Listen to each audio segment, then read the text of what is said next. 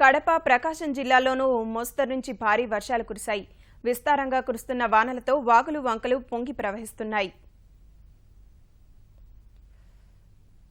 అల్పపీడనం ప్రభావంతో కడప జిల్లాలో విస్తారంగా వర్షాలు కురుస్తున్నాయి. రహదారులు జలమయమయ్యాయి. లోతట్టు ప్రాంతాల్లోకి వర్షపు నీరు చేరింది. రవీంద్రనగర్లో ఇల్లు కుప్పకూలి సామాగ్రి ధ్వంసమైంది. కడప రరసం డిపోలోకి భారీగా వర్షపు నీరు చేరింది. రాజంపేటలో కురిసిన భారీ వర్షానికి జనజీవనం అస్తవ్యస్తమైంది. చక్రాల మడుగు ఉధృతంగా ప్రవహిస్తోంది. పొలి చెరువుకు భారీగా వరద నీరు చేరుతోంది. పెనగలూరు మండలం సిరివరం వద్ద గంజినీరు ఉధృతంగా ప్రవహిస్తోంది. చెరువు గట్టుకు 2 చోట్ల భారీ గండ్లు పడి నీరు వృథాగా పోయింది.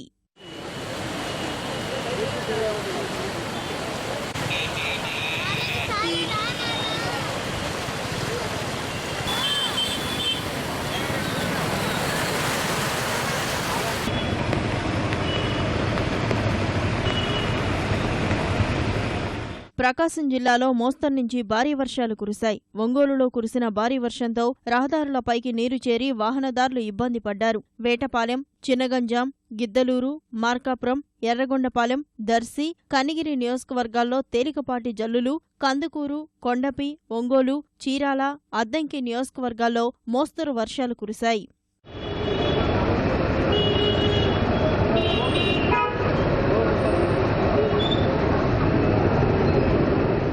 తూర్పుగోదావరి జిల్లాలోనూ ఓ మోస్తరు వర్షాలు కురిశాయి. ఖరీఫ్ వరిచేలు కోతలు జరుగుతున్న తరుణంలో కురుస్తున్న వర్షాలతో అన్నదాతలు కలవరపడుతున్నారు. వారం రోజులుగా కురుస్తున్న వర్షాలతో 70,000 ఎకరాల విస్తీర్ణంలో వరిచేలు నేలవాలింది. కృష్ణా జిల్లా మచిలీపట్నం, గుడివాడ, పామర్రు, అవనిగడ్డ, గన్నవరం ప్రాంతాల్లోనూ వర్షాలు కురిశాయి. కొన్ని చోట్ల రహదారిపైకి వర్షపు నీరు చేరి విద్యార్థులు ఇబ్బంది పడ్డారు.